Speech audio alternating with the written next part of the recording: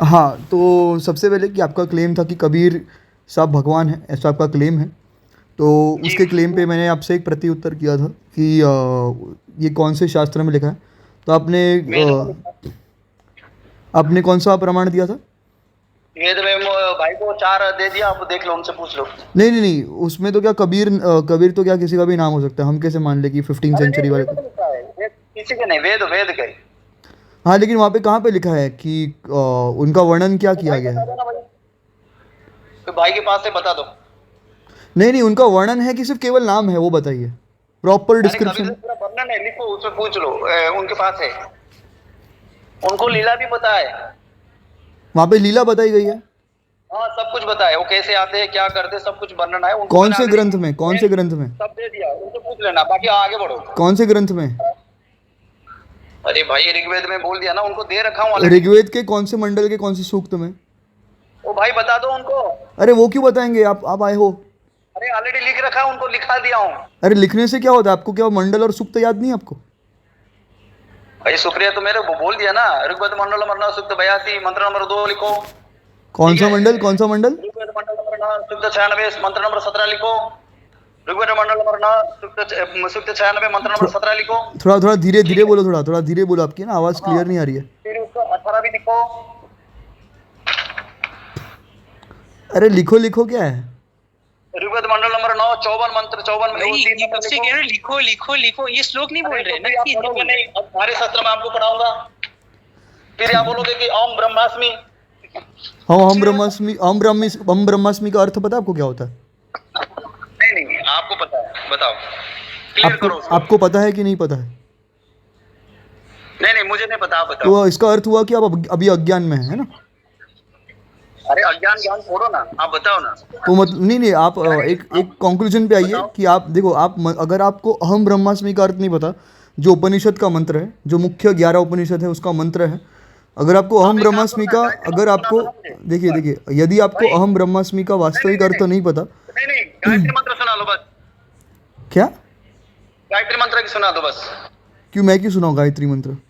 हाँ, इसका मतलब आप भी अज्ञानी हो, आपको पता नहीं अज्ञानी है। अज्ञानी नहीं, मैंने मेरा जो ये है, मेरा जनेऊ संस्कार तो नहीं वही हुआ वाली है। बात हो गई ना। मेरा जनेऊ एक घंटे से संस्कार भाई मेरा साहब जनेऊ आपको संस्कार बोल दिया, जबकि आपने पूरा मेरा भी गाया, जनेऊ तो फिर संस्कार नहीं आप हुआ है। आपको पता है, बिना जनेऊ की गायत्री मंत्र का जाप करना ये है, अलाउड नहीं है। कहाँ यार, ये धर्म कहाँ से बना दिया? लेडीज को गायत्री मंत्र बनाना ये पाप है, ये फलाना, वो सब आपका ही है। नहीं, मेरा नहीं ये है, ये भैया का शास्त्रों सब में बाल प्रमाण है। बना रखे हैं, ये आपको भ्रम बना अच्छा रखे हैं। ठीक है, चलो, आप इतना वैदिक ज्ञानी है ना, आप वेदों से 3-4 प्रमाण दे रहे थे अभी। तो मुझे आप एक बात बताइए, वेद को समझने के लिए कौन से 2 प्रकार के ग्रंथ आवश्यक है, बताइए। बिना सदगुरु में वेद कितने भी पढ़ लो, अगर तत्वदर्शी संत ना हो तो समझ भी नहीं पाओगे। वेद का अर्थ किससे करना चाहिए, वेदांगों के अनुसार बताइए। तत्वदर्शी संत से करना चाहिए। हाँ, तत्वदर्शी संत से ही करना चाहिए। तत्वदर्शी संत से करना चाहिए। अच्छा, अभी कौन हाँ, तत्वदर्शी है, आपको कैसे पता चलेगा? संत रामपाल जी महाराज जो संसार के उल्टा के 15, आप गीता जानते हो ना? तत्वदर्शी संत कौन है? ये तो इसका का भाई है। हाँ भाई, सुनो सुनो सुनो, आप तो बढ़िया है, मैं देखा नहीं था। गीता अध्याय 15 श्लोक 104 में क्या लिखा है, पहले आप बता दो। क्या? गीता अध्याय 15 श्लोक 1 से 4 में क्या वर्णन है, वो बता दो। गीता 15वां अध्याय? वेदों को समझना है ना, पहले उसमें क्या लिखा वो समझ लो। लेकिन आप भगवत गीता में मानते हैं ना? आप वेदों तो बाद में आओगे। आप भगवत गीता में वेदों मानते हैं? बाद में आओगे, पहले इसको आप बताओ। भगवत गीता में मानते हैं कि नहीं मानते हैं, पहले वो बताइए। अरे 100% मानेंगे, ऐसा क्यों नहीं मानेंगे? A to Z पूरा मानते हैं ना? पूरा 100% है। ठीक है, फिर तो जो ये है 11वां अध्याय है, 11वां अध्याय का श्लोक नंबर 43 वो खोलिए जरा। यार लिख दो। खोलिए खोलिए, 11.43 खोलिए। खोलता हूँ, रुक जाओ 1 मिनट। हाँ हाँ, खोलो खोलो। 43 बोलो। हाँ बोलो, क्या खोलो? खोल दिया, बोलो, आप बोलो। लिखा है, आप बताओ बताओ। हाँ, पितासी लोकस्य चराचरस्य तुमस्य पूज्यस्य गुरुगर्यान् नत्वत्समो अस्ति अभ्यादिकः कुतो अन्य लोकत्रय। अरे भाई, 1 मिनट बीच मत कटो। लोकत्रयप्य प्रतिम प्रभाव है ना? अर्थ पढ़ो, नीचे क्या है, नीचे अर्थ पढ़ो क्या है। 33 है ना? भाई 43 बोला भाई, 33 नहीं बोला, एकदम क्लियरली बोला है भाई मैंने। 1 सेकंड। किसकी गीता आपके पास? गीता प्रेस गोरखपुर का। आप बताओ किसकी गीता चाहिए? हाँ ठीक है, गीता प्रेस गोरखपुर, ठीक है भाई, पढ़ लो भाई, क्या लिखा है? गीता प्रेस गोरखपुर का है। और ये क्या बोलते, अनुवादक है जयदयाल गोविंद। अरे आप पढ़ो यार, ट्रांसलेशन पढ़ो मेरे भाई। 34 का। हाँ बोलो क्या लिखा है? अरे भाई पढ़ो तो सही भाई, ट्रांसलेशन तो बताओ। भाई ट्रांसलेशन तो पढ़ो भाई मेरे, कितना रोगे भाई? बोलो भगत जी बोलो। भाई मैं बोल रहा हूँ ट्रांसलेशन पढ़ो भाई, तुमने अब भी बोला तुमने गीता प्रेस की खोली है, ट्रांसलेशन पढ़ नहीं सकते क्या? हिंदी आती है कि नहीं आती है? हिंदी आती है भाई, उड़िया आती है। हाँ तो पढ़ो ना भाई, अरे भाई पढ़ो ना यार, फिर क्यों रो रहे हो भाई? पढ़िए ना please. Kabir ji please, it's a request. Kabir ji it's a request. Kabir भाई it's a request, please read please, translation पढ़ो। सचराचर न चराचरस्य त्वम अस्य पूजः च गुरुः गरियान। अर्थटा नहीं कि कौन लिखा है देखो। आपण ही यही सचराचर जगतर पिता ओ सर्वश्रेष्ठ। अरे ये अर्जुन कही, ये कोई भाई कौन सी भाषा में बोल रहे हो भाई? ये किसने बोला भाई? ये अर्जुन कह रहे हैं।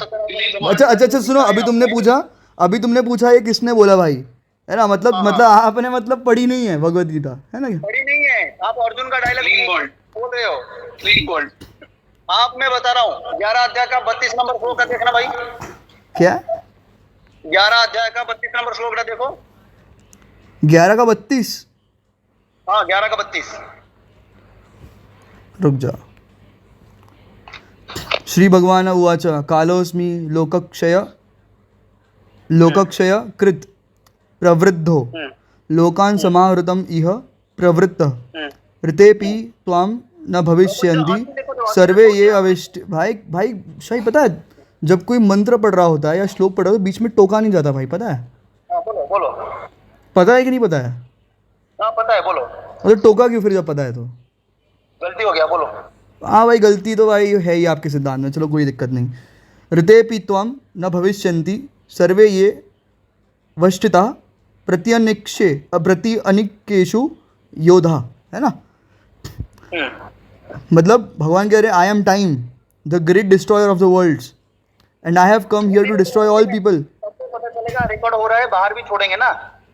अरे भाई कट क्यों कर रहे हो भाई? ट्रांसलेशन नहीं पढ़ूँ क्या मैं? बोलो भाई क्या टोकते हो भाई यार? अरे भाई आप लोग ना अंग्रेजी में ज्यादा घुस जाते हो ना, यही प्रॉब्लम है। आप हिंदी में बोलो ताकि दुनिया को भी पता भाई चले। अभी आपने भी बीच में कुछ तो बोला था भाई अलग ही भाषा में, आपने भी अभी बीच में अलग भाषा में बोला था, यहाँ पे रिकॉर्ड हुआ है। बोलो यार, रोना थोड़ा छोड़ दो, बोल दो। जब आप ट्रांसलेशन पढ़ रहे थे कौन सी भाषा में पढ़ रहे थे बताओ? आप बोलो ना। अरे आप बोलो। हम तो जहाँ जो लिखा था वही भाषा से ही बात कर रहे थे। कौन सी भाषा से? अरे भाई वो श्लोक का, ये हिंदी का है लेकिन भाषा का श्लोक है, तो उसी से ही बात कर रहे थे। आपको सुनाई नहीं दिया तो प्रॉब्लम हमारा थोड़ी। ये आपने थोड़ा अलग ही भाषा यूज किया था। आप कौन से स्टेट से हैं आप? कौन से स्टेट से हैं आप? मैं उड़ीसा से हूँ। हाँ तो आपने उड़िया में कुछ तो बोला था वो पूरा श्लोक। अरे भाई उड़ीसा से, मैंने उड़ीसा का बात ही नहीं किया। आपने कुछ तो हाँ मैंने रिकॉर्डिंग पूरी करी है। क्या फालतू का टाइम पास कर रहे हो? आप भगवत गीता में मानते हैं कि नहीं मानते हैं? बोलो बोलो। भगवान में 1000 बार बोल दिया भगवत गीता। तो भगवान ने क्या बोला है यहाँ पे? भगवान ने यहाँ पर क्या बोला है? क्या जो लिखा है वो सारे सत्य, वो मान्य भी है, उसमें कोई काट नहीं सकता। हाँ तो यहाँ पे क्या लिखा है? तो आपने अभी क्या बोला? 11.32 पढ़ो, तो यहाँ पर क्या लिखा है यहाँ पे? कि भगवान स्वयं समय है, वो इस पूरे लोगों को संहार करने वाले हैं। तो कृष्ण तो अपनी महानता बता रहे हैं यहाँ पे। सब लोगों को संहार करने वाले लिखा है ना? हाँ हाँ, उद्धार करने के लिए लिखा है क्या? हाँ उद्धार करने के लिए भी लिखा है। कहाँ लिखा है उद्धार करने के लिए? भगवत गीता का 4था अध्याय खोलो, चौथा अध्याय खोलो। वो चौथा अध्याय खोलना है। चौथा अध्याय से कौन सा श्लोक है?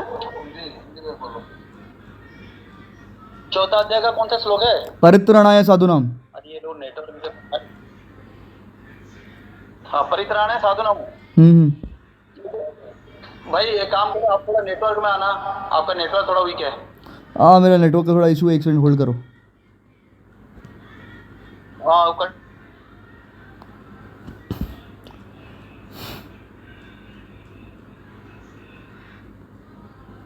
ओ हेलो, अब मेरी आवाज़ आ रही है? नेटवर्क नहीं नहीं, यदा यदा ही धर्म से वाला बोल रहे हो ना? हाँ हाँ। वही वाला ना, यदा यदा ही धर्म से।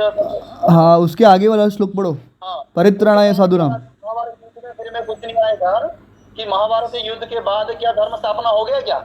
हाँ हुआ। कहाँ हुआ? आपने महाभारत पूरी पढ़ी है? पूरा पढ़िए, लेकिन हुआ ही नहीं है। वो बोल के चला गया, कौन बोल के चला गया? वो मंत्र बोल के चला गया। फिर कृष्ण जी भी मर गए, फिर 80 करोड़ यादव भी कट के मर गए, 56 करोड़ यादव भी करके मर गए। अच्छा, कहाँ से नष्ट हो गया, पांडवों भी चले गए। कहाँ अपने पढ़े हो, किस दुनिया तो में पढ़े हो धर्म, यार? भाई महाभारत में कितने पर्व होते हैं? हाँ बस आप फिर आ जाओ, फिर भाई यही नहीं पता महाभारत में कितने पर्व होते हैं, नहीं पता भाई को। महाभारत में कितने कंपनी का पेपर यूज हुआ था, वो भी फिर स्टार्ट कर दो आप लोग। महाभारत में कितने पर्व होते हैं यही नहीं पता भाई को, कमाल है। और महाभारत पूरी पढ़ी है। अरे भाई मैं बोला ना, गीता अध्याय 11 में जो आपने बोला अभी, उसमें क्या बोला कि मैं काल हूँ, अभी प्रवृत्त हुआ हूँ, सर्व मानव। भगवत गीता पूरी पढ़ी है? भगवत गीता पूरी पढ़ी है? भगवत गीता पूरी पढ़ी है? भाई तुमको तो ये युद्ध में कितने बंदे बचे थे? सारे जो धर्म के साथ दिया वो भी मरा, जो पाप की अधर्म के साथ दिया वो भी मरा, किसी का उद्धार नहीं हुआ है।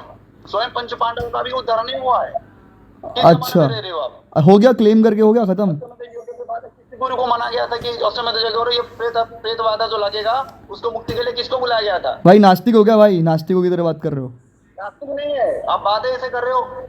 जब आपके पास उत्तर नहीं हुआ ना तो फिर अगड़म बगड़म क्वेश्चन आके घुसाड़ते हो। भाई वो तुम्हारा बोल के हो गया क्या? तुम्हारा बोल के हो गया, एलिगेशन लगा के हो गया कृष्णा के ऊपर? एलिगेशन नहीं है, उससे पहले तो मुझे गाली दिए थे उन लोगों ने, हमने फिर भी कुछ नहीं किया। किसने? ये आपके भाई लोगों ने। मैंने थोड़ी ना दिया है। गाली भी दिए थे, मैंने थोड़ी ना दिया हम है। अपना मर्यादा में रखते ही बात की। अभी तुमने कृष्णा के बारे में बोला कि कृष्णा ने क्या धर्म स्थापना की है, सब मर तो गए हैं, ऐसा किया है वैसा किया है। नहीं नहीं वो हुआ भाई, अब मानो कि नो मानो वो हुआ है भाई लेकिन भाई तुम में सुनने की क्षमता नहीं है क्या भाई? हाँ पूरा क्षमता है भाई, लेकिन तो अभी चुप करोगे? तो सुनेंगे ना। अभी चुप करोगे? अपना मुंह बंद रखोगे? अच्छा सुनो, वो चुप कर भाई, जो चौपड़ी वाला लैंग्वेज आपने किसी और से बात करना इसे अच्छा नहीं लगता। भाई स्टार्ट तुमने किया है, तुम ढंग से भी क्लेम कर सकते थे, तुमने चिल्ला के क्लेम। बहुत थोड़ा सुन ले। विषयांतरण हो रहा है 18 अध्याय का 62 नंबर श्लोक में क्या लिखा है भाई, लेकिन तुमने अभी क्लेम किया है भाई। सुनो, हेलो आवाज आ रही है मेरी? हेलो क्लियर आ रही है, बोलो भाई। हाँ मैं ये बोल रहा हूँ कि अभी आपने कुछ क्लेम किया है ना कि देखो कहाँ धर्म की स्थापना हुई, और अभी 18 अध्याय पे चले गए, तो पहले तुम्हारा क्लेम का मैं खंडन करूंगा, धज्जियां उड़ाऊंगा, उसके बाद दूसरे क्लेम पे जाएंगे, ठीक है? ठीक है अच्छा हाँ सॉरी बोलो भाई। हाँ तो पहले बार तुमने बोला कि धर्म की स्थापना नहीं हुई, ऐसे तुमने क्लेम किया, ठीक है? तुम्हें धर्म का अर्थ पता है क्या है? आप नहीं, आप बताओ पूरा क्लियर करो मुझे। धर्म का वास्तविक अर्थ पता है क्या है? बताओ आप। आपको पता है कि नहीं पता है? अरे नहीं, मैं क्वेश्चन करूंगा तो फिर प्रॉब्लम हो जाएगी। आप क्लियर करते जाओ। भाई तुमको पता है कि नहीं पता है? तुमने क्लेम किया है कि धर्म की स्थापना, तुमने क्लेम किया कृष्णा ने धर्म की स्थापना नहीं करी, ठीक है? मैंने बस आपके क्लेम को, ताकि आपका क्लेम मुझे समझ में आए अच्छे से, इसलिए मैंने पूछा कि धर्म का अर्थ क्या है, बताओ। सुनो भाई, मेरी बात। धर्म का अर्थ पता है कि नहीं, हाँ या ना? धर्म का अर्थ क्या है, मैं उसका जवाब दे देता हूँ। सुनो, जैसे आपने पूछा कि आप भगवत गीता मानते हो, मैं बोला 100% मानता हूँ।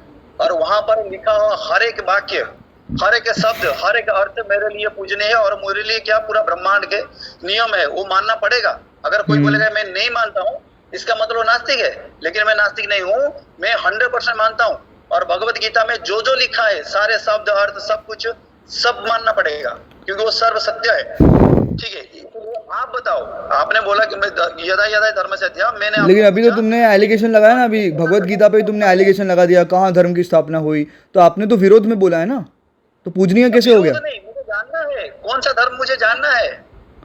नहीं आपने नहीं जानना, नहीं आपने तो क्लेम किया है ना, तो आप जानने आए हो कि डिबेट करने आए हो? बताओ ना, सुनो आप सुनो उसको पूरा करो। भाई, कट मत करते जाओ सामने वाले को। देखो मैं बताता हूँ कि आपकी गलती कहाँ पे हुई है, मैं आपको पहले वो बता देता हूँ, ठीक है?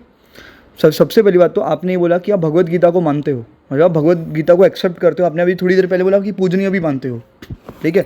लेकिन उसके पहले ही आपने एलिगेशंस भी लगाए हैं कि कहाँ धर्म की स्थापना हुई है, कहाँ ये हुआ है, कहाँ वो हुआ है, ये मर गया, वो मर गया, पांडव मर गए, ऐसा हो गया, वैसा हो गया, ठीक है? तो आपने सुनिए, देखिए कट किया आपने फिर से कट किया है, मेरा कंप्लीट नहीं हुआ है, ठीक है? तो आप एक जगह पे एलिगेशंस भी लगा रहे हो और दूसरी जगह पे आप बोल रहे हो कि पूजनीय भी है, तो यहाँ ये दोहरा चरित्र होता है, ऐसा आपको नहीं बात करना चाहिए। एक मिनट, दोहरा चरित्र उसको होता है जो एक अर्थ को अनर्थ बोला जाता है, उसको बोलते हैं दोहरा चरित्र। तो हाँ भी और ना भी। जैसे आपने भाई आपने ने भी बोला तो आपने भी तो अर्थ का अनर्थ किया है। भाई मैं पहले बात सुनो, आप बीच में मत बोलना भाई, हम्म प्लीज सुनो। दोहरा चरित्र इसको बोला जाता है, जैसे उन्होंने पहले बोला था डिस्कशन आप आने से पहले, कोई भाई था एक लाइन पे, उन्होंने बोला कि भाई परमात्मा आकार भी है, साकार भी है, निराकार भी है और आकार भी है। हाँ। वो होता है दोहरा चरित्र, उसको बोलते नहीं दिखाई भी देता है और नहीं वो अंधा भी है, वो होता है दोहरा चरित्र। मैं सबको वो मानता दोहरा हूं। चरित्र नहीं है, वो दोहरा चरित्र नहीं है। ईश्वर साकार निराकार एक साथ, क्या ईश्वर है साकार निराकार एक साथ नहीं हो सकता? ईश्वर साकार निराकार एक साथ नहीं हो सकता। हरे कृष्णा से है, क्या उनका नाम क्या है, भव्य क्या नाम उनका, उनसे मैं बात कर रहा हूँ। भाई आपने वो 4 अध्याय का रेफरेंस दिया, यदा यदा धर्मस्य वाला, तो मैंने इसी को बोला कि भाई धर्म किस तरह का स्थापना, वो मुझे आप मुझे एक बात बताइए, आपने पहली बात तो महाभारत में के कितने पर्व है आपको वो नहीं पता, ठीक है? आपने क्लेम किया, देखो महाभारत में श्लोक कितने होते पता आपको? अरे भाई आप बताओ ना, आप आंसर दो बस। महाभारत में 1 लाख श्लोक है पहली बात तो, हाँ। और महाभारत में 18 पर्व है, जी, ठीक है? अभी महाभारत जो है, ठीक है, ये तो मैं 110% श्योरिटी के साथ बोल सकता हूँ कि आपने नहीं पढ़ी। बोलो बोल दिया मैंने, आपने महाभारत नहीं पढ़ी है, आप झूठ बोल रहे थे थोड़ी देर पहले।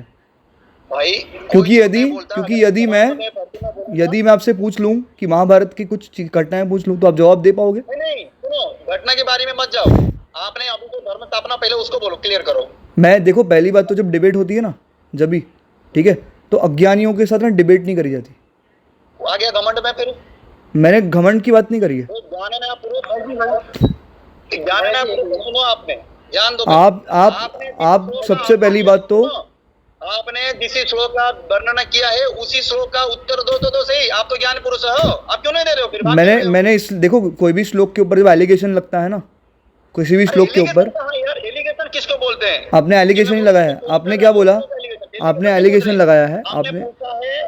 हमने पूछा है कि धर्म स्थापना कैसे हुआ है, वो बोला एलिगेशन नहीं लगा है। ये एलिगेशन ही है। एलिगेशन कैसे हो गया भाई? क्योंकि महाभारत में पूरा वर्णन है, उस वॉर के बाद क्या क्या हुआ था उसमें पूरा वर्णन दिया गया है।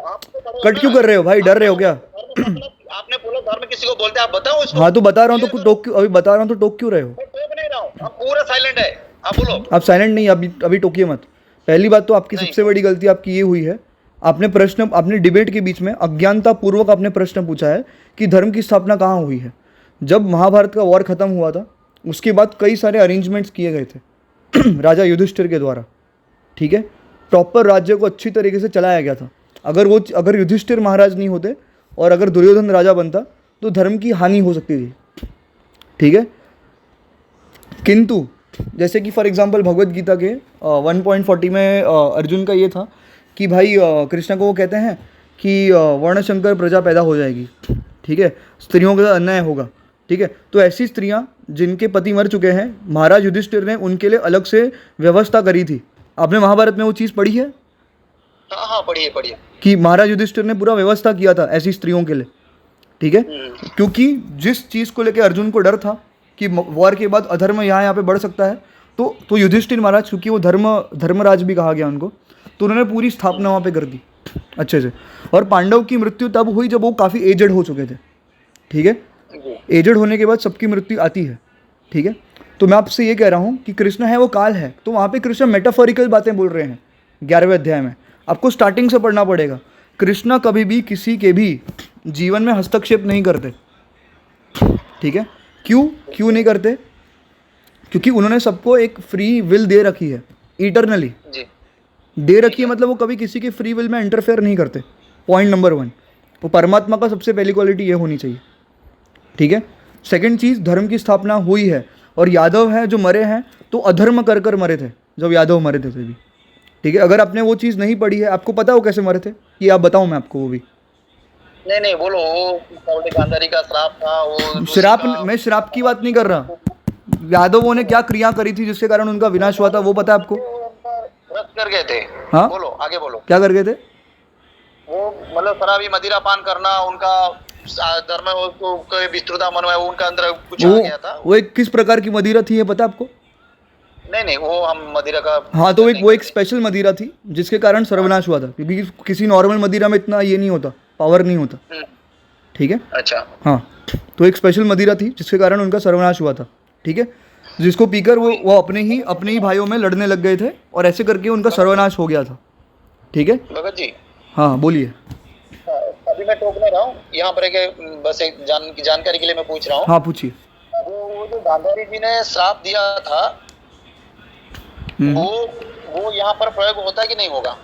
पूर्णतः प्रयोग नहीं होगा। पूर्ण तो नहीं होगा। कारण ये है, इसके पीछे का कारण ये है, इसके पीछे का कारण ये है कि श्राप उन्होंने मेनली कृष्णा को दिया था, ठीक है। और क्योंकि कृष्ण परमात्मा है तो परमात्मा को अगर कोई श्राप लगता है तो वो विफल ही होता है हमेशा, ठीक है। अच्छा। तो कृष्ण ने क्या किया, उस श्राप को आधा पूरा किया, आधा पूरा नहीं किया। ऐसा क्यों? क्योंकि श्राप भगवान को श्राप नहीं लगता, इसीलिए। लेकिन क्योंकि गांधारी की इच्छा थी, श्राप था तो थोड़ा बहुत पूरा भी कर दिया ताकि गांधारी को शांति मिल जाए, ठीक है। अच्छा। लेकिन पूर्ण तो समाप्त नहीं किया क्योंकि उसका श्राप क्या था, यादव वंश पूर्णतः नष्ट हो जाएगा, ठीक है। और उस समय उद्धव जो थे वो द्वारका के बाहर थे उस समय पर, तो उनको कुछ भी नहीं हुआ और उनका वंशज बढ़ते गया आगे, ठीक है। तो गांधारी का श्राप पूर्ण भी हुआ एक लेवल तक और अपूर्ण भी हुआ। मतलब भगवान जो है पाप को भी, मतलब उनका श्राप को भी रेस्पेक्ट दिए कि चलो ठीक है, हाँ। आपके हिसाब से ये जो आपको सती नारी थे एक, हाँ। और मर्यादा में थे, तो आपका श्राप में मैंने कबूल कर लिया और उसको मैंने प्रतिफलित भी कर दिया। हाँ, और एक कुछ क्षणों में, कुछ अंगों में श्राप नहीं लगता। हाँ, नहीं लगता। तो अगर ऐसा है तो त्रेता में जो भगवान राम थे, हाँ। वो कृष्ण का ही अवतार थे ना? हाँ। मतलब त्रेता के बाद द्वापर आया, मैं थोड़ा उल्टा जा रहा हूँ आपको। तो जब बाली को मारे तो उनको वचन दिया कि तो आपने मारोगे, तो उनको श्राप लग गया ना, फिर तीनों ताप में से वो कहाँ कटे? वो कैसे? और वो पहली बात तो बाली ये बाली वाली स्टोरी तो मिथ्या है, बाली वाली स्टोरी मिथ्या है। मिथ्या है, चलो ठीक है, हम इसको डिलीट कर देते हैं, वो मिथ्या है। हाँ, डिलीट करना पड़ेगा क्योंकि आपके पास शास्त्र प्रमाण होगा भी नहीं इस चीज़ का, इसीलिए। मैं रामायण की मैं बात कर रहा हूँ, मेरे पास छोड़ दो, मैं आपको पूछ रहा हूँ बस जानकारी के लिए। हाँ, वो एक मंदगणन कथा है, वो एक मंदगणन कथा है, ऐसा कुछ हुआ नहीं था। ठीक है। जो वो मंदग्रहण कथा है उसको छोड़ दो, रामायण का। हाँ। अभी जो भगवान थे है वो 56 करोड़ यदुवंशी कट के मर गए, वो क्यों नहीं कर पाए? उसको जीवित क्यों नहीं कर पाए? या कोई उनको ही क्यों मारना पड़ा? उनका यदुवंशी नष्ट होने के लिए गलती तो कृष्ण ने किया था। तो क्या गलती किया था कृष्ण ने? क्या गलती किया था कृष्ण ने? क्या गलती किया था? आपने तो अभी बोला कि गांधारी का तपस्या श्राप उनको ऊपर लगा, कृष्ण ऊपर हुआ था, इसलिए यदुवंश मर गए। इनके श्राप वो खुद ही लेना था। यदुवंशी जो मरे थे, ठीक है। हाँ। यदुवंशी जो मरे थे उसके पीछे का कारण पता है आपको क्या था? क्या बताओ? आपने तो काट दिया ना गांधारी का। क्या काट दिया? उनको मतलब हाफ उनको लगा श्राप, आधा वो। हाँ, लेकिन श्राप जब लगता है और उसका श्राप किसी व्यक्ति के ऊपर असर करता है, ठीक है, तो कृष्णा की जगह पे यादवों पे असर कर गया, ठीक है। लेकिन पाप तो यादवों ने किया था ना, मदिरा पीकर।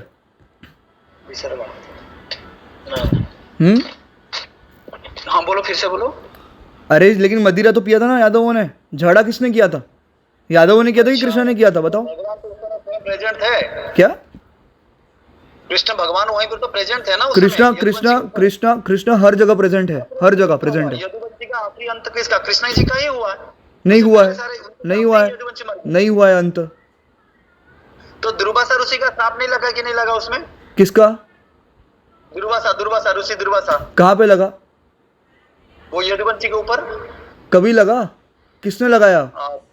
क्या श्राप? क्या? अच्छा ठीक है, चलो श्राप बता दो, क्या था, क्या श्राप था वो बता दो। चलो दुर्वासा ऋषि का। वो यदुवंशी जो लाके पेट में कढ़ाई लेके उनको मतलब वो ऋषि दुर्वासा का श्राप था। हाँ, ये मजा कर रहे थे। हाँ लेकिन दुर्वासा ऋषि का श्राप था क्या वो? और कौन था? प्रमाण लाओ। अरे भाई, भाई सुनो एक बात। प्रमाण, मैं बिना प्रमाण के कुछ नहीं मानता। नहीं नहीं, प्रमाण की बात नहीं है, प्रमाण तो आप देंगे तो आप मानोगे। आप प्रमाण मुझको महाभारत से दे दो। आप देखो, सुनिए महाभारत के 3 एडिशंस है। सुनिए भ्राता।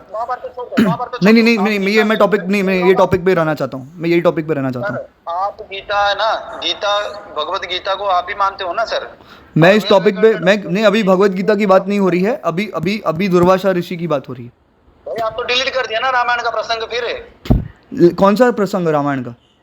रामायण का वो वाला क्या बोलते हैं, वो श्राप वाला, बाली वाला। हाँ तो प्रमाण लाइए। रामायण मैं तो रामायण के उस रामायण में तो मैं तो बोल रहा हूँ ऐसा प्रसंग ही नहीं है। आप प्रमाण लाइए। तो ठीक है, दुर्वासा ऋषि का वो मानते हो नहीं? प्रमाण लाओ। प्रमाण कहाँ पे लिखा है? कहाँ पे लिखा है? ठीक है, प्रमाण लाइए, मैं मान लूंगा। आप प्रमाण लाइए, मैं मान लूंगा। तब तक मैं रुका हूँ यहाँ पे। चलिए, अरे मेरी बात तो सुनो। मैं दुर्वासा, मैं देखिए, या तो आप अपने आप को गलत बोलिए फिर मैं आगे बढ़ता हूँ, नहीं तो इसी टॉपिक पर रहेंगे। आपने पढ़े नहीं तो गलती हमारा है। अच्छा, मतलब क्वेश्चन का आंसर आया नहीं, टीचर ने पढ़ाया नहीं, इसका मतलब क्वेश्चन गलत थोड़ी ना हो सकता है। लेकिन आपके पास प्रमाण है क्या? आपने बोल दो कि नहीं मैं रामायण ठीक से पढ़ा नहीं है, मुझे याद नहीं है। मैं क्यों बोलूंगा ऐसा? और याद भी बोलो नहीं, दुर्वासा ऋषि ऐसा कोई प्रसंग ही नहीं था, ऋषि नहीं था, इसे बोल दो फिर। नहीं, ऋषि तो थे, मैंने कब मना किया? ऋषि थे, दुर्वासा ऋषि थे। अब प्रमाण लाइए कि मैंने कब बोला। आप प्रमाण लाइए कि मैंने कब बोला कि ऐसी घटना घटी या नहीं घटी थी। गीता को मानते हो? जो प्रमाण आपके पास है वही प्रमाण मेरे पास है, मैं वो भी बताऊंगा। मैंने आपको क्या बोला? दुर्वासा मुनि ने कृष्ण के पुत्र शाम को श्राप दिया था। इसका प्रमाण लाइए, कहाँ पर है? क्योंकि आपने पढ़ा है तो प्रमाण तो आपने बोला, आपने महाभारत पढ़ी है, आपने ये कहा है। तो वो श्राप लगा कि नहीं, पहले ये बताओ। कौन सा श्राप? अरे उनको पता नहीं यार। अरे अगर मुझको नहीं पता तो आप बता दो। आपको भी जो चीजें नहीं पता थी तो मैंने आपकी जिज्ञासा शांत करी। अब आप जिज्ञासा शांत करिए। सिर फोड़ने वाली बात हो जाएगी ना। आप प्रमाण लाइए, मैं मान लूंगा। भाई मेरे भाई सुनो, आप प्रमाण लाइए, मैं मान लूंगा। श्लोक नंबर 62 का पढ़ लो फिर। मैंने अभी तक मेरी दुर्वासा मुनि वाली टॉपिक अभी तक क्लियर नहीं हुआ। आपको वो डिलीट कर दो, वो भी डिलीट कर दो। तो आप अपने आप को गलत मान रहे हैं। नहीं पड़ेगा, आप अपने आप को गलत मान रहे हैं। डिलीट कर दो प्रसंग को। क्यों? क्योंकि आप मानोगे ही नहीं। मैं अगर शास्त्र प्रमाण दोगे तो मान लूंगा। अरे तो मैं बोला ना, आपने खुद ही बोला शाम को श्राप दिया था ना, उसको पढ़। हाँ लेकिन दुर्वासा मुनि ने दिया था या नहीं दिया था, इसके ऊपर मुझे कंफ्यूजन है। आप मुझे शास्त्र प्रमाण दीजिए। कंफ्यूजन होगा पूरा जो काल के नीचे रहेगा ना, क्योंकि गीता में स्पष्ट लिखा है त्रिगुण माया की हरण, जिसको माया में हरा हुआ व्यक्ति नीच, दुष्ट नीच, मुझ ब्रह्म को भी नहीं पूछते, लिखा है। और 3 गुण कौन है? ब्रह्मा विष्णु महेश। तो आप भी तो नहीं पूछते। आप भी तो कृष्ण को नहीं पूछते। क्योंकि आपकी काल की सेवक हो, आपकी दिमाग खोलेगा ही नहीं, क्योंकि वो जो चाहेंगे तो आपका ऑन करेगा। क्योंकि तो मतलब आपके पास शास्त्र प्रमाण नहीं है। मतलब आपके पास शास्त्र प्रमाण नहीं है। भक्ति करो, गुरु जी का शरण में आओ, ठीक है। लेकिन मैं क्यों आऊं? ब्रह्म ओम का मंत्र है, ओम तत्सत, उसको भी पता नहीं है। 4 अध्याय का 34 नंबर बोलो तो बोला हम नहीं मानते। फिर भगवान को ही बोला तो उसमें फिर 11 अध्याय का 32 दिया। नहीं, चिल्ला क्यों रहे हो? आपको तो महाभारत के कितने पर्व है वही नहीं पता था अभी तक। अध्ययन करो। और एक बात है, जाते जाते मैं भी बोल रहा हूँ, आप जा रहे हो, मतलब जा रहे हो अभी आप, है ना? आप जा रहे हो, है ना? जा रहे हो कि आपके पास आप पढ़े नहीं रहे हो, फिर आके हमको ज्ञान। मैंने बस इतना बोला कि मुझे आपने भी तो बोला कि आपको प्रश्न है, तो आपके प्रश्न के उत्तर मैंने दिए। मैं बोल रहा हूँ आपको कि 18 अध्याय का 62 नंबर श्लोक में क्या लिखा है बोल दो, उसका ही प्रमाण दे दो हमें। अरे लेकिन 18 का 62 पे हम आए कैसे, जबकि अपने अभी तक दुर्वासा वाला टॉपिक ही क्लियर नहीं किया। आपने दुर्वासा पढ़े नहीं पढ़ा, रामायण का भी वो सब डिलीट कर दिया। तो आप, मैंने डिलीट किया ही नहीं। मैं तो खुद कह रहा हूँ कि आप प्रमाण दिखा दो, मैं मेरी गलती मान लूंगा। ही बोलते हैं, आप मुझे प्रमाण दे दो, मैं मान लूंगा। मैं बोला ना, आपने गीता का ही मानते हो तो गीता का ही बोल लो। मैं सब मानता हूँ। मैं सारे 18 पुराण, वाल्मीकि रामायण सब मानता हूँ। 62 नंबर श्लोक में क्या लिखा है वो बोल दो बस। अरे लेकिन शास्त्रार्थ कर रहे हैं आप। अरे तो ये शास्त्र से बाहर है क्या गीता? अरे लेकिन आपने तो अभी दुर्वासा का दिया ही नहीं। हाँ तो आप जानते नहीं हो ना। क्या नहीं जानता? प्रमाण है तो एक काम करो ना, आपका वो यही नंबर है ना, मैं कटिंग भेज दो, पढ़ लोगे? अरे भाई मैं आपको क्या बोल रहा हूँ, दुर्वासा ऋषि का जो कंसेप्ट है, मैंने आपको पूरा फोटो कॉपी भेज दूंगा, पढ़ लोगे? अरे आप मुझे अभी के अभी दो ना, बाद में क्यों दे रहे हो? अरे भाई अभी ऑडियो में चल रहा है भाई, मैं दूंगा। ऐसे हो तो फिर एक ही टॉपिक को पूरा रात भर बीत जाएगा। अरे मैं क्या बोल रहा हूँ, कौन से ऋषि ने? 62 नंबर श्लोक पढ़ के सुना लो और उसका अर्थ मुझे समझा दो, मैं मान लूंगा। अरे लेकिन अभी तक दुर्वासा का टॉपिक ही क्लियर नहीं हुआ है, भगवत गीता पे कैसा है? मैं नहीं करूँगा। मैं महेश को बोलूंगा कि दुर्गा उनका माता है, वो भी आप डिलीट कर लोगे। अरे आप वो टॉपिक के ऊपर हम बाद में आएंगे, पहले तो देखो, जब हम शास्त्र प्रमाण पे बात करते हैं तो पहले हमको शास्त्र प्रमाण में क्या क्या प्रमाण यूज होंगे, ठीक है, कौन से प्रमाण की हायरार्की ज़्यादा होगी, वो सब डिसाइड होता है, ऐसे डायरेक्टली प्रमाण नहीं होता। अभी तक है ना ब्रह्म में नीचे रहे हुए भाई। क्या? जब शुरू से आप आए ना, आपने बोला अज्ञान हो, मूर्ख हो, ये सब कुछ शब्द मैंने प्रयोग मूर्ख किया नहीं था। बोला, मैंने बोला आप अज्ञानी हो। खुद ही बोल रहे हो तो मुझे आता नहीं है। क्योंकि आप अज्ञानी हो, क्योंकि आपको महाभारत में कितने पर्व है वो नहीं पता थे आपको। आ गया ना लाइन पे फिर। आपको आपको जो ये है महाभारत के कितने पर्व है, बोल रहा हूँ, गीता के ऊपर कितना debate कट कर दो करोगे। आपको पता है, जो व्यक्ति ज़्यादा कट करता है ना वो भयभीत होता है, जो व्यक्ति कट करता है ना बीच में वो भयभीत होता है। अरे भयभीत की नहीं, वो यहाँ पर कौन सा लड़ाई लग रहा है, भयभीत है। गीता के ऊपर डिबेट करोगे? मैं तो किसी भी कर लूंगा, लेकिन सिर्फ गीता क्यों, सब सारे लेकर आओ ना। गीता अध्याय 18 श्लोक नंबर 62 में क्या लिखा है पहले बता दो। क्या? गीता भगवत गीता का अध्याय नंबर 18 श्लोक नंबर 62 में क्या लिखा है बोल बता दो। भगवत गीता श्लोक नंबर कितना? 62। 62। आपने भगवत गीता पूरी पढ़ी है ना? अरे यार लोग ना, अरे बस क्रॉस चेक कर रहा हूँ भाई, कि ऐसी हवा में प्रमाण दे रहे हो। नहीं प्रमाण के साथ में बोलो ना, पढ़ो। अरे मैं बोल रहा हूँ कि आपने भगवत गीता पूरी पढ़ी है ना? नहीं, मैं हवाबाजी में बोल रहा हूँ भाई, मुझे ही समझा दो। 62 नंबर श्लोक पढ़ लो बस। हाँ मैंने 62 पढ़ चुका हूँ मैं। हाँ तो बताओ क्या लिखा है, लाइन में सारे सुन लेंगे कम से कम। हाँ कि जो परमात्मा हूँ यानी कि मैं, तुम उसी के शरण में जाओ। तो वहां पर कौन बोल रहा था ये सब शब्द? कृष्णा बोल रहे थे, उसकी शरण में जाने के लिए? स्वयं की, परमात्मा की। अरे वाह। हाँ आपने, अच्छा ठीक है चलो एक काम करो, आपको आपका जो क्लेम है, ठीक है, आपका क्लेम मैंने हजारों बार सुना है। अरे भाई कितना डर रहे हो भाई, चिल्ला क्यों रहे हो भाई, चिल्ला क्यों रहे हो भाई, भाई थोड़ा तमीज से बात कर लो भाई, कितना चिल्लाओगे भाई। सुनो, तम एव शरणम गच्छ सर्वभावेन भारत, वो लिखा है ना। अरे भाई ठीक है भाई, इसलिए मैंने पूछा आपको, आपके क्लेम का खंडन कर रहा हूँ, सुन तो लो, आपके क्लेम का खंडन कर रहा हूँ। आपके क्लेम का खंडन भी नहीं कर सकता मैं, ऐसा है, बस मान लो आपकी बात को आंख बंद करके, ऐसा है। अरे नहीं मानो, खंडन करो। हाँ तो चलो भगवत गीता 10.3 खोलो चलो।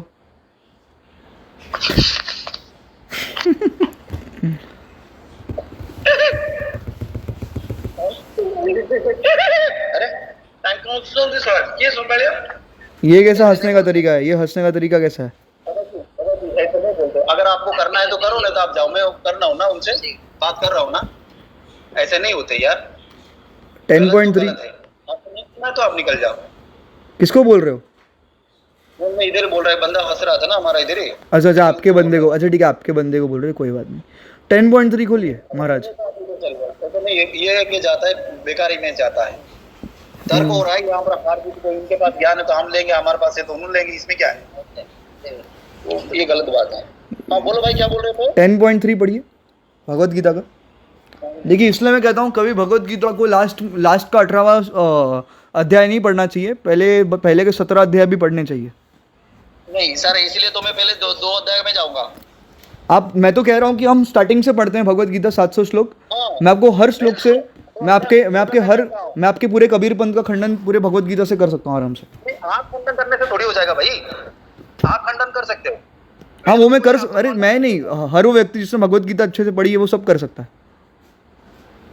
पहले तो ये बताओ, भगवत गीता बोलना क्या है, पहले आपको वो जानना जरूरी है। वो काल बोल रखा है, वो आप इस मानोगे नहीं, उसका ओम मंत्र वो भी नहीं मानोगे, जो देवी मैं तो हर एक चीज, सुनिए मैं तो हर एक चीज मानूंगा, लेकिन आपका पता है कैसा है कि आप है ना, आपको भगवत गीता का सार नहीं पता।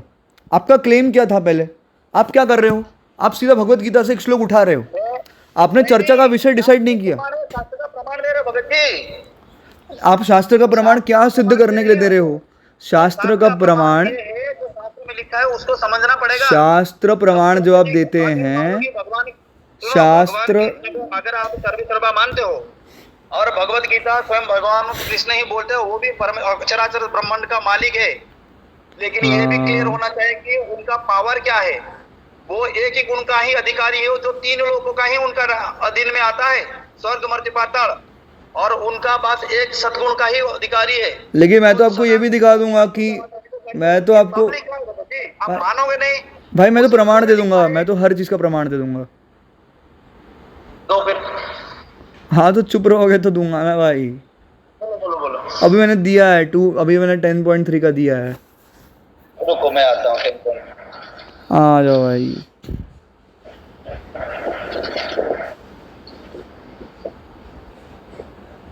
अध्याय 3.2 का है। चलो आप जाओ। नहीं आप जाओ, नहीं आप जाओ, ये तो मुंह बंद करके ऐसे नहीं रिजिड होते कोई किसी। 4-3 नहीं भाई, 10-3 भाई। अरे नहीं भाई, मैं आपको नहीं बोल रहा हूँ। 4 नंबर श्लोक, 3 नंबर, ये 2 नंबर आया, ठीक है। श्रीमद् भागवत गीता अध्याय नंबर 10 श्लोक नंबर 2। 3 भाई 3 भाई। ओ गॉड, 3 नंबर भाई। एक मिनट।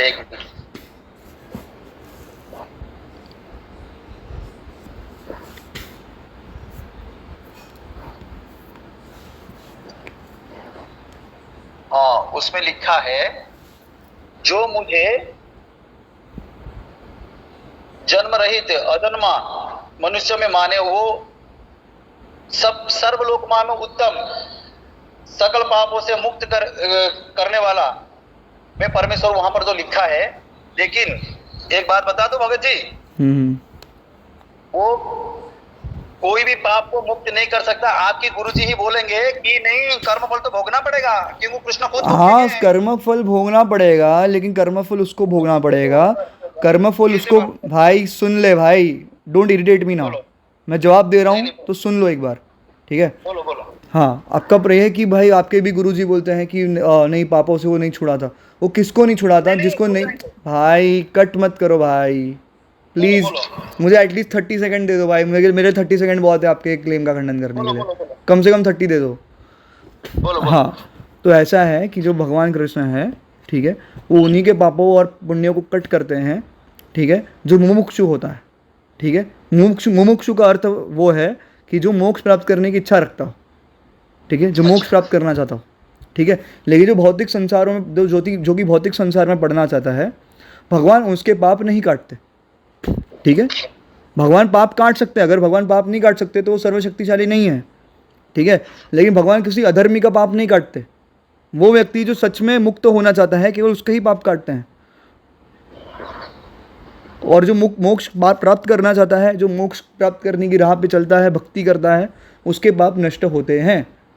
क्योंकि बिना पाप नष्ट किए उसको, या बिना पुण्य नष्ट किए उसको मोक्ष नहीं मिल सकता। पाप और पुण्य दोनों नष्ट होने आवश्यक है।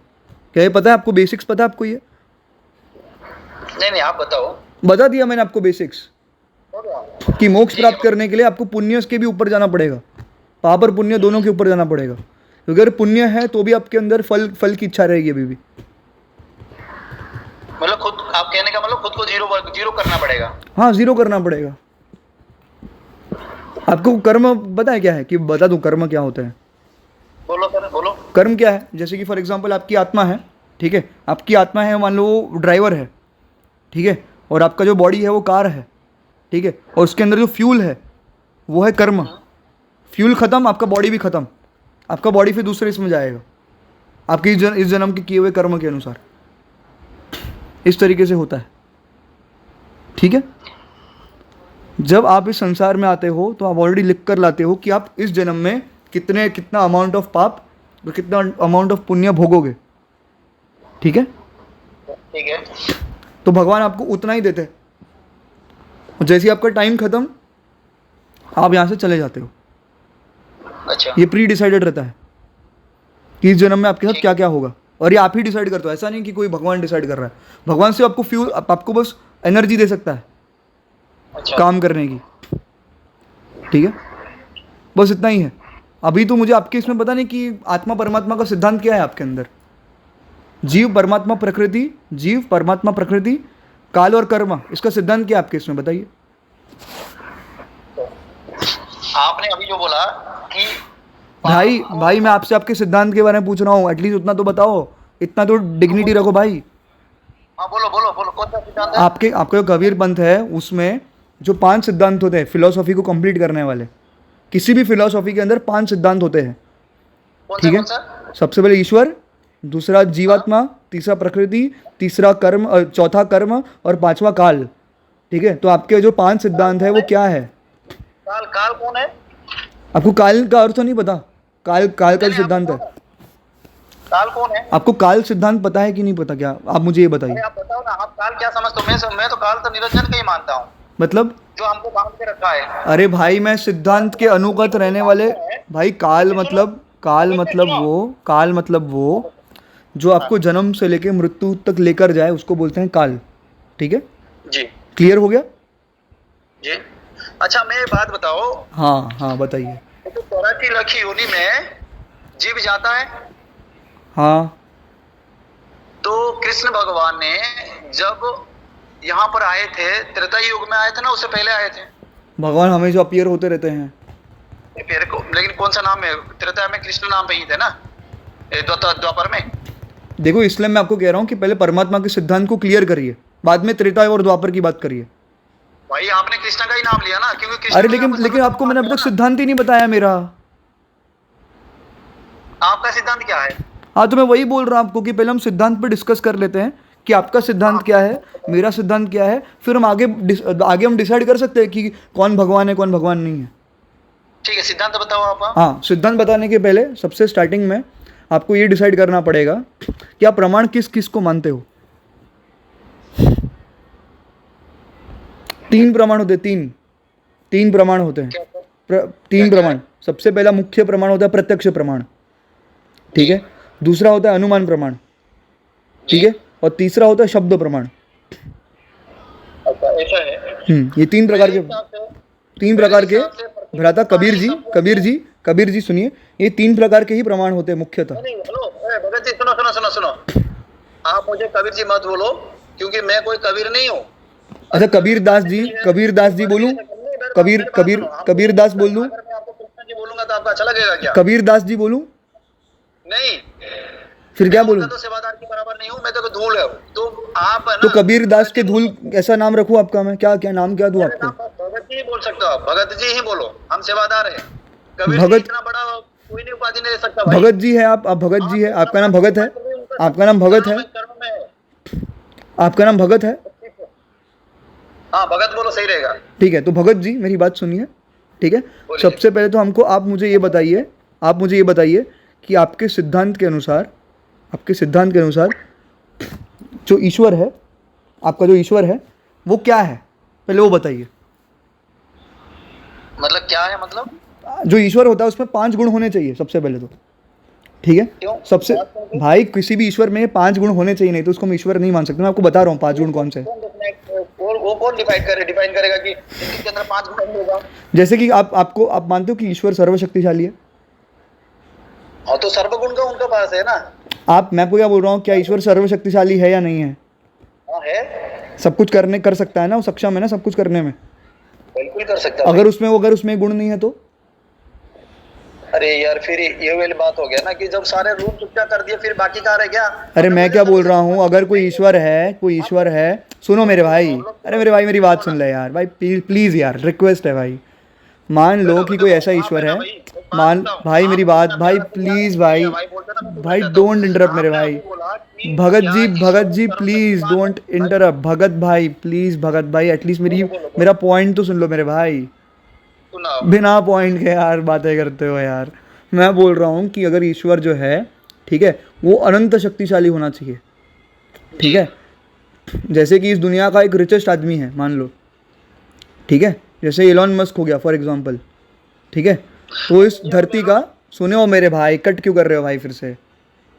नहीं करनी चर्चा तो बोल दो।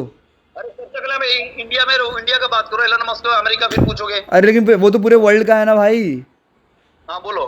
पूरे वर्ल्ड की बात कर रहा हूँ भाई, वर्ल्ड का सबसे रिचेस्ट आदमी वो है ना अभी फिलहाल। तो मैं आपको ये बोल रहा हूँ, लेकिन फिर भी उसका जो धन है, जितनी भी उसकी उसकी उसका जो धन है, वो सबसे रिचेस्ट आदमी तो है, लेकिन वो सिर्फ धरती में सबसे रिचेस्ट आदमी है। उसकी धन की एक सीमा है, उसके धन की अनलिमिटेड धन नहीं है उसके पास, लेकिन जो ईश्वर है वो अनंत धनवान है। वो उनका शक्ति असीम है। हाँ, उसकी शक्ति के अंदर बहुत शक्ति तो एक उसकी स्ट्रेंथ की बात हो गई, ठीक है। तो ईश्वर के अंदर अगर मान लो कोई रिलीजन है, वो बोलेगा कि भाई हमारा ईश्वर सबसे ज़्यादा पावरफुल है, लेकिन वो उसकी पावर अनलिमिटेड नहीं है, तो क्या ऐसे व्यक्ति को ईश्वर मानोगे? भाई सुनो एक बात बताऊं, मैंने क्या पूछा है उसका आंसर दो। नहीं मानेंगे हम। हाँ, तो जब डिबेट होती है, जब डिबेट होती है भाई मेरे बात तो सुनो। जब डिबेट होती है तो ये मुख्य 4-5 गुणों को डिस्कस करना पड़ता है कि आपके ईश्वर के अंदर ये 5 गुण है या नहीं है। अरे मेरा ईश्वर आपका ईश्वर अलग अलग नहीं है, सबका ईश्वर एक है, पहले ये बताओ। नहीं, अलग है। हाँ, सुनो, अलग क्योंकि नहीं है। सिद्धांत में भेद है, आपके और मेरे सिद्धांत में भेद है, इसलिए ईश्वर अलग है। नहीं, आपका सिद्धांत अधूरा है, ठीक है। आप मानो- इसलिए मैं कह रहा हूँ कि सिद्धांत पे डिबेट करते हैं तो पता चल जाएगा किसका अधूरा है किसका नहीं है। मैं जब आप देखो ना, आप बेमतलब का बात को बढ़ा रहे हो। मैं बोल दिया भगवान जो होता है, पूर्ण परमात्मा जो होता है, वो सर्व समर्थ है, उसके अंदर सब कुछ आ गया। उसमें पूर्ण- धन का, गाड़ी का, घोड़ा का या शान का ऐसा कोई नहीं आता। सर्व समर्थ मतलब सब कुछ आ गया। उसके बाद कुछ बताओ ना। सर्वशक्तिशाली होने का अर्थ ये नहीं होता कि वो सर्व दयामय भी हो। क्यों नहीं? आवश्यकता नहीं है। हो सकता है कि वो सर्वशक्तिमान हो सकता है वो सर्वशक्तिमान हो, लेकिन उसमें दया ना हो। तो फिर ईश्वर में कैसे आएगा वो? मैं वही कह रहा हूँ, तो उसको ऐसे व्यक्ति को ईश्वर नहीं माना जाएगा। नहीं, मैं तो बोला ना सर्व संपन्न मतलब सर्वगुण संपन्न उनके पास है, बोलो। हाँ, तो जब सर्वगुण संपन्न की बात कर रहे हो तो उसमें गुणों का डिस्कशन होगा कि नहीं होगा, बताओ। हाँ, बोलो। अगर मैंने आकर ये बोल दिया कि मेरा ईश्वर है, ठीक है, वो सर्वशक्तिशाली तो है लेकिन वो सर्वज्ञ नहीं है, तो आपका ईश्वर अधूरा है। अधूरा हो जाएगा, बराबर। तो मैं वही आपको कह रहा हूँ कि यदि आपके किसी भी तरीके से आपके सिद्धांत में अगर ये दोष मिल गया मुझको, और आपके सिद्धांत में से दोष अगर मैंने वो आपको सिद्ध कर दिया कि आपका ईश्वर सर्वशक्तिशाली नहीं है, पूर्ण नहीं है, पूर्ण मतलब समझते हो ना, कंप्लीट, कि उसके ही डेफिनेशन में जाऊँ मैं। कंप्लीट नहीं, हाँ। जरूरत नहीं है ना पूर्ण का अर्थ को समझाने की, कि समझाऊँ, पूर्ण का अर्थ भी समझा दूँ मैं, अगर आपको नहीं पता तो। बोलो, पूछो क्वेश्चन कुछ करो। हाँ, ठीक है, क्लियर हो गया ना इतना कि पूर्ण है ईश्वर। ठीक है। अभी दूसरी चीज़, यदि आपके सिद्धांत में मुझे दोष दिखा और मैंने सिद्ध किया और आप निरुत्तर हो गए, तो आपको अपना सिद्धांत त्यागना पड़ेगा। त्यागोगे?